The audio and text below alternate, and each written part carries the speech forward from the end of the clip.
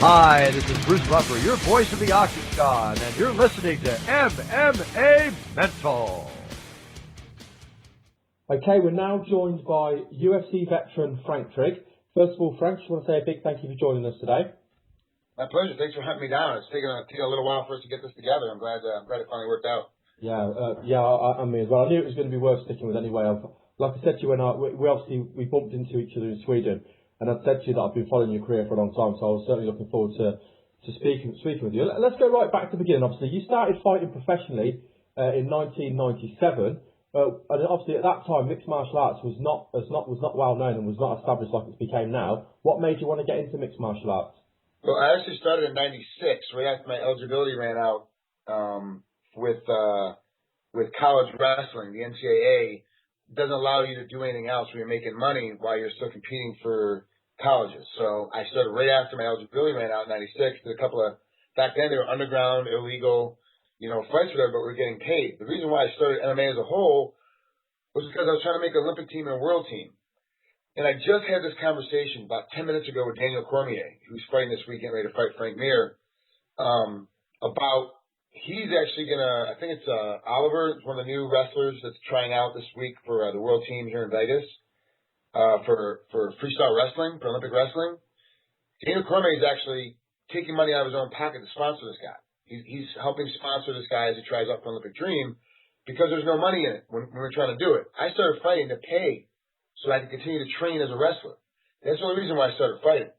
It was the next logical step. It was an easy way for me to make money while still trying to wrestle. And then I found out after the 2000 trials when I lost to Brian Dolph, who ended up taking second in the trials, that I just was not going to make an Olympic team. I just was not going to be able to get in it all the way. So I moved to LA and started pursuing MMA full time at that point. And that was the end of that was right in the middle of 2000, end of 2000 October or so, November of 2000. I moved to LA. Now you said there about doing it full time, but before you did full time, you actually made your way over to Japan and fought in Japan, and of course you fought on one of the early Pride Fighting Championship events as well. First of all, what was it like fighting in Japan? And secondly, what was it like fighting for Pride? Because obviously, at one stage, Pride was considered bigger than the UFC. So what was it like fighting in Japan and fighting for Pride? Well, you got to remember, not only did I fight for Pride, I also commentated for them. I commentated their last 10 shows. I was their main color guy for America. Like I did all the analysis work whenever they were being aired in America. So for me, I was with them at Pride 8. I fought Fabiano Iha, who he and I are real close friends. We fought each other in Pride 8, became friends after that. And then I went all the way through and commentated from Pride 20 through Pride 33, 34, and then it got purchased up by the UFC and closed it down. Going over there back in the day, even as a commentator, we got so much. The fan appreciation is ridiculous over there. It's a warrior society. Japan, their number one sport still is sumo. It's still sumo is their number one sport. They're still a fight country. They have a fight culture. The difference over there of like all Japanese fans versus American fans is the Japanese understand the ground game because of judo. They understand that the national martial art for Japan is judo. They understand how the ground game works. So when you're on the ground in a fight, they get it. They love guys like Aoki over there because he's such a ground technician. They love guys over there like Barry Yoshida because he's such a ground, and Gabaka and those guys because they're all ground technicians. They love those guys. And the Japanese fans don't care if you win or lose. They just want to see a good fight. So if you go out there and you win a really boring fight, they're not going to call you back to come back and fight again. If you're going to go out there and put on an exciting fight, and even if you lose, but it's exciting, that's all they want. That's all they want. It's really interesting flying over to Japan. I've been over there 36 times, 37 times for different events, and I love it. Japan it's one of the most fun countries you can go to. And it's very, very old school, traditional, 1800 style mentality meets, the Western style of everything has to come together and be quick and it's bright lights and party all the time kind of mentality. So you go over there and you see this very dynamic of East meets West. And it's almost confusing sometimes. You're not ready to deal with it. You mentioned there about the fans' view of the fights, and there certainly was a different feel to MMA in Japan than what there is in what we've got in North America now. So with the way the fans viewed it, and with the fact that they wanted someone who was excited, not necessarily someone to win, did that make you change your approach to fighting while you're in Japan? No, I was always real aggressive. I was always a real get in your face and attack, and wait it out with speed and strength. That was always kind of my style. So over there was just a perfect fit for Japan. Like, they loved it. It was a great fit. Yeah. Did you think as well with Japan, with like you say there about your aggressiveness and you get in your face, which of course is what you're known for, but do you think they did seem to love that in Japan? But do you think that's because they've got such a big following for pro wrestling as well, so they kind of like the pro wrestling build-up side to some of the MMA fights? Yeah, they do a lot of, mismatches just to see what happens. Ikuhisha Punk Minowa versus Giant Silva. It was like a 265-pound, 7'2" man versus a guy that was 210 pounds and 5'10". They just loved the random mismatch to see what would go on. Remember, it was over, and I want to say Pride 1 was Takada versus versus Hickson Gracie. That was like that was the main event of that night. It was ridiculous. Like, they always do these great, big, humongous mix. Takada's a pro wrestler versus Hickson Gracie, who's, Hickson Gracie, he's the best, according to the family, that Hickson was always the best jiu-jitsu practitioner out there and just never competed. The UFC was started by the Gracie family to have Hickson fight, and Hickson said, no, it'd be better for Hoist to go do it. And so it was for Hickson, but they made Hoist fight, and Hoist is, now the name everybody runs around with when it comes to MMA.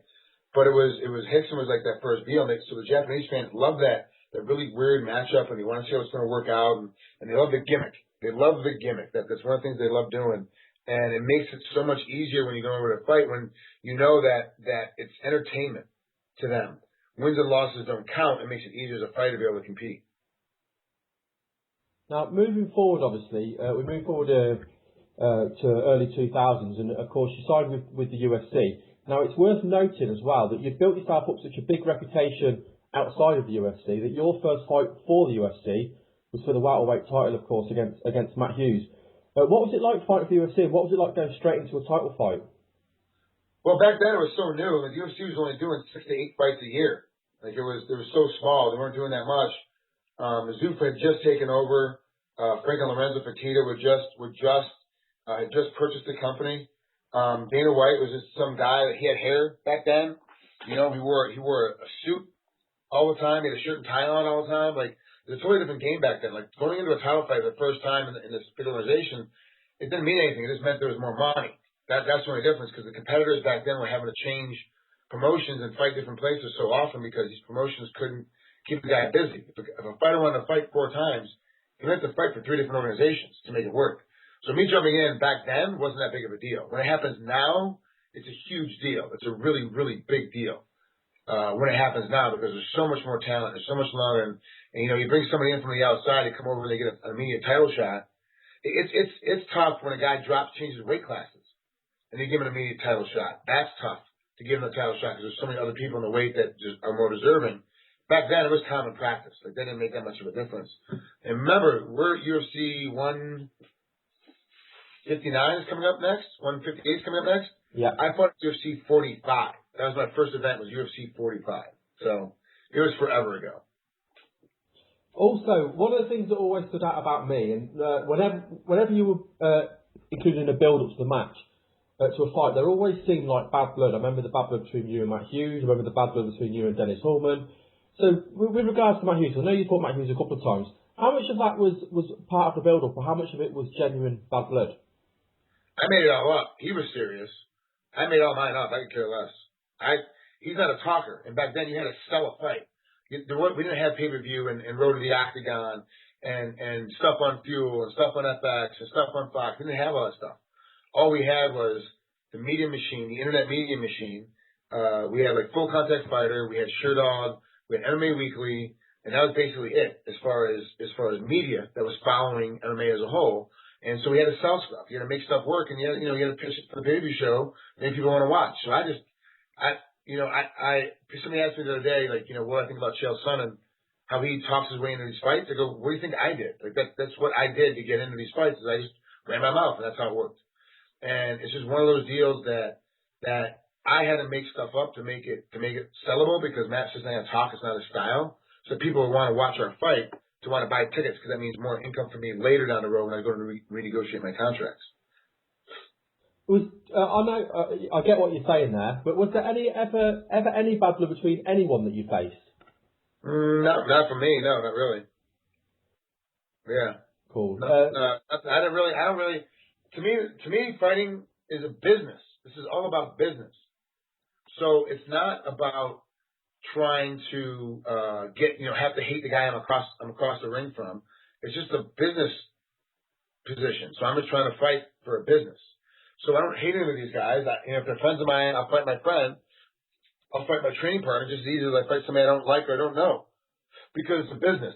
It's not a personal thing. Like I don't personally, try to get after somebody. I just do it to sell a fight. That's what I'm trying to do. Now, with regards to the UFC, obviously you had a good run in the UFC. You've obviously come back and fought for the UFC since as well. What were your experiences with the UFC? What were they like as a promotion back then to work for? Back in the day, you could get a hold of, like back in UFC, 45, 50, 52, 54, you could get a hold of, you could call Dana White's office and 2 times out of 10, he'd actually answer it. He'd actually pick up the phone. Donna was just too busy, couldn't get the phone, and Dan just picked it up. Dana White's office, you can walk in unannounced, no appointment, just walk right in the building. Same office they're in now, just walk right in there, no problem. Now, when you try to get the office, you have to be announced. There's fingerprints to get in. You have to have a fingerprint on file to get in and out of any of the doors. They're all locked and backlocked. It's a maze back there now. You have no idea where you're going. It's a big deal.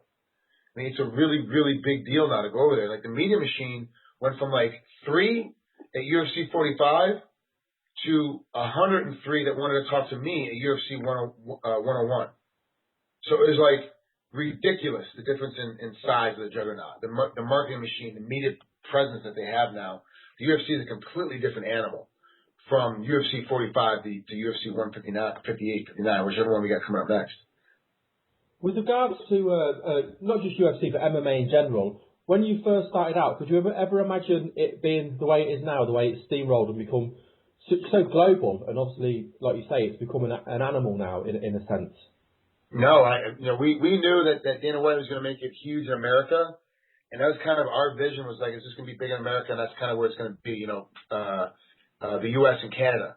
We didn't realize he was literally going to go over and grab up the biggest organization in the world in Pride, or in Pride and in Dream and all that, and make them be part of the UFC, take over their contracts. Like we didn't realize that was going to happen. Have them all of a sudden going to Stockholm, where we got to meet each other, being over in Germany. Like we had no idea that was going to happen. And then just all of a sudden, Dana just made it happen. Like Dana went and dragged it and made it happen. But we didn't see that happening, 15 years ago, 16 years ago. That was never going to happen. But now it's just amazing. And he said a couple of years ago, Dana White did, that he wanted to have 100 fights in 1 year.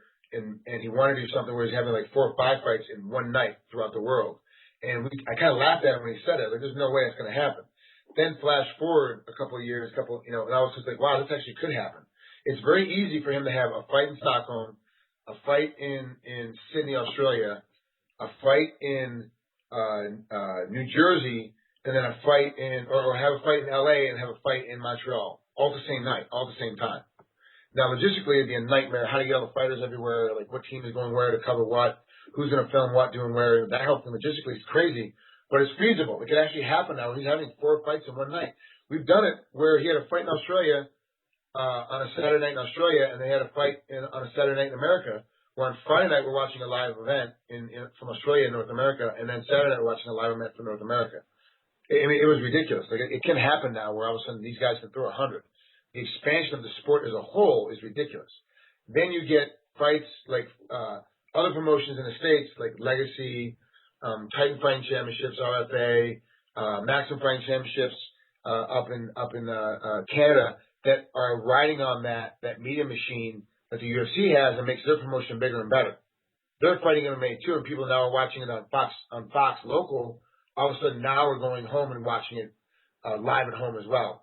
Same thing with like Cage Warriors and BAMA in England and in the UK, where they're able to do the exact same thing with organizations and make it expand so quickly because of the UFC media machine that's helping them in their own countries. You're absolutely right, and they've paved the way, haven't they, with setting down the, getting it all safe and sanctioned and all that, which is fantastic for not just for the UFC but for the sport as a whole. I wanted to talk about BAMMA because obviously you have fought in BAMMA twice in 2011. What was your experiences like fighting in the UK, and what was your experiences like fighting for BAMMA? Fighting UK is fun. Yeah, I like it. It's a neat time. I like going over there. I don't particularly like your traditional English food. That's not my thing, but it is fun, and I do like fighting over there. I had a great time. I fought John Phillips the first one. I fought Jim Wallhead the second time. It's like any other place. It's easy for us because everyone speaks English, so it makes it simple for Americans to get around because we're too lazy to learn another language. And then it's they're welcoming to us. They're one of our major allies, so that they don't mind Americans walking around town and talking, asking questions. So it was fun. I've always had a great time fighting over in England. I mean, you have fought, literally all over the world, and you've faced some of the biggest names in mixed martial arts across your career. Of course, you were one of the biggest names, at one stage as well, and they're still considered, a true MMA veteran. What are some of your personal highlights from your career so far? I was the first fighter to fight on a main event of a card and also commentate that same main event. I did that in Pride 32 when I fought Masaki. I fought second fight of the night on pay-per-view, and then by the fourth fight of the night before the start of the fourth fight, I was in my shirt and tie, my suit jacket, and I was sitting at the table, sitting at the broadcast table, calling the fights. So that's never been done before. No other athlete has ever done that. No other commentator has ever done that, to my knowledge. And I was the first and only one to ever do it. Where I actually competed on the main event of a card as well as called that main event from a commentating standpoint. So it was great. That's probably one of the biggest highlights of my entire career from taking both sides of the coin, being a commentator as well as being a fighter. From a commentating standpoint, of course, is calling Fedor and Krokop fights, calling the Nogueira brothers over in Japan as a commentator. Has been the highlight so far. It's been amazing being able to call those guys and be able to talk to them and interview them before and after, and it was incredible. It was absolutely incredible. And then from a fight standpoint, probably the two battles with Hughes obviously were big highlights because everyone remembers those and they still talk about them all the time. But my Trudeau Verissimo fight was a big one for me, and then fighting Dennis Hallman the first time was a big deal because it was for a title over in WFA. When we fought the second time, it was just him running his mouth trying to get a second fight out of it, but it didn't happen that way. But for him, he ended up getting beat up again anyway, so it didn't really make much of a difference. But those are probably the major highlights so far of my athletic and commentating career. Yeah, you talked there about the commentary. Now, obviously, that's something that you're still doing. With regards to fighting, now you haven't fought for a couple of years. Do you still plan to fight, or are you looking to put that to one side to concentrate on your commentating?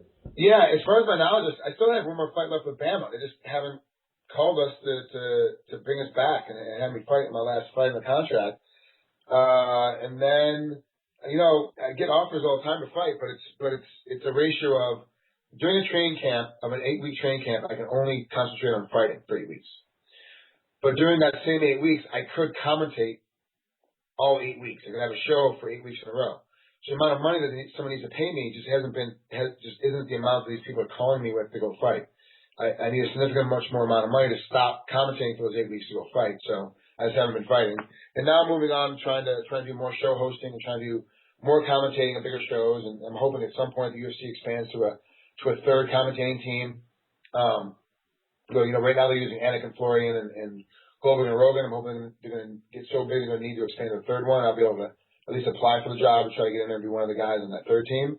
And then trying to find a home with somebody that I can work all the time, a couple times a week or a couple times a month, doing different stuff for them, getting ready to call fights for them all the time. So I'm just looking for that next big job. You talked there about programming. What kind of programming have you been doing, or what kind of programming have you got lined up? Well, I've been trying to do some show hosting. I've been doing some small shows here in Vegas, just some small one-off shows, pilot shows, trying to get my show hosting chops put together. And then I'm working on a couple different shows where I'm actually like a talk show kind of situation. sports related, but not just MMA related. Trying to do other stuff because that's more what I'm fit for and more what I'm attuned for is being a show host. Of course, everybody wants to be like Joe Rogan, where they have a fear factor type of show, and then they still have the UFC, and then he also does stand up comedy as well. But everyone wants to be that kind of guy. But I would love to have something like that where I'm show hosting like a big deal, a big deal show. And then moving on to and going on still commentating MMA shows as well. Now you talk about commentating. Now I know you'll be commentating soon back in the UK. You'll be commentating in Wales for Cage Warriors. What other have you got any other commentating coming up that we'd like you can let us know about? No, nothing locked in right now. I've been doing did a couple of shows here for Spike TV. I'm getting ready to go do a couple of appearances on different Spike TV shows. But as far as commentating goes, the next gig I have is the Cage Warriors gig, and that's the only official gig that I have as of right now. But the way that the world of commentating works very strangely, where I'll get a call all of a sudden, hey, we need you next week. Are you available next week to come fly up and do the show? And then all of a sudden I'm doing the show. So it's very strange. Like all of a sudden you won't have any work for like 3 or 4 months, and then you turn around and you're booked for 6 weeks in a row. That's just kind of how it goes. But it's obviously commentating is something that you love, and you want to try and take that as far as you can, like you did with your fighting. Right. I do a couple of weekly shows. I'm on the Fight Network. I do a weekly show on the Fight Network up in Canada. I also do a couple of different shows on DonBest.com and MMADraft.com. I'm doing a lot of show hosting for MMA Draft. Interviewing amateur fighters on MMA Draft, interviewing on DonBest.com and MMA Oddsbreaker.com. I do a lot of fighter interviews where I'm interviewing a bunch of different fighters. But yeah, I'm waiting for the next commentating job. We got a couple of things in the works, but nothing's been official yet. So I'm waiting to say anything before I want to be signed before I say anything for sure. Cool. Well, I really appreciate you coming on. Like I said, it was a real pleasure getting a chance to meet you and shake your hand and have a picture taken with you in Sweden. I was really pleased you agreed to come on the show. Before I let you go, I've got one last question to ask you, then I'm going to give you a chance to do a few shout-outs. I recently interviewed Bruce Buffer, and we talked about different things. And one of the things that came up was a funny story with you and him play fighting in the lift. I wondered if you could give me your take on that story. I have no idea. I have no recollection of what he's talking about at all. No. People have been asking me about that thing for years. I have no clue. I mean, Dana White and Mike Goldberg and this guy Tom and some other people were in the elevator with us, and I asked Mike Goldberg if he remembered it, and he's like, he couldn't remember it either. So, I mean, it's in the book, and it is a significant event with Bruce Buffer because he cut his thumb on my watch. But as far as what actually went down and what happened, I couldn't tell you. I have no clue. Okay, no problem. Well, it's been a real pleasure having you on to today's show. And just before I let you go, give you a chance to any shout-outs. Want to shout out any friends, family, anybody you want to shout out at all? No one in particular. I've just been, like I said, keep checking out. It's Frank Trigg, usually one word, on all the social apps, on Facebook, on Instagram, on Twitter. Like I'm all in that same space, underneath the same name. And then keep checking out MMA Draft, MMA Oddsbreaker, and DonBest.com for my videos because I put up every week. Cool. I'll post some links to those sites as well underneath the interview. So thank you very much for being on today's show, Frank. Appreciate it, Ray. Thanks.